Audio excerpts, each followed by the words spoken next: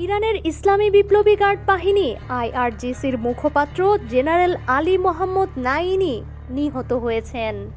Israel ও যুক্তরাষ্ট্রের যৌথ ক্ষেপণাস্ত্র হামলায় তিনি মারা যান। 94% চিনিযুক্ত অরেঞ্জ ড্রিঙ্কস না, নিন জিরো ক্যাল অরেঞ্জ ড্রিঙ্ক পাউডার।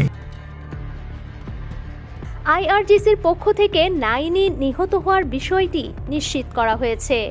ইরানের রাষ্ট্রীয় সংবাদ মাধ্যম তাসনিম নিউজ এজেন্সির বরাতে জানানো হয়, আজ ভোরে এ হামলা চালানো হয়।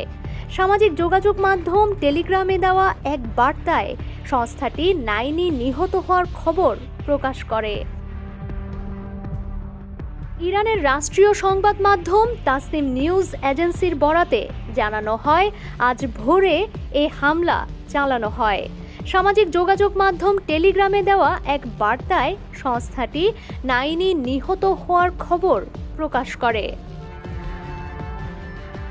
এদিকে তুর্কি টুডের প্রতিবেদনে বলা হয়েছে, নিহত হওয়ার আগে এক বিবৃতিতে জেনারেল নাইনি দৃঢ়তার সঙ্গে জানিয়েছিলেন, ইসরায়েল ও যুক্তরাষ্ট্রের ক্রমাগত হামলা সত্ত্বেও তেহরান এখনও ক্ষেপণাস্ত্র তৈরিতে সক্ষম। যুদ্ধ চালিয়ে যাওয়ার সংকল্প ব্যক্ত করে নাইনি বলেছিলেন, এ লড়াই চলবে। ডেস্ক রিপোর্ট, সমকাল।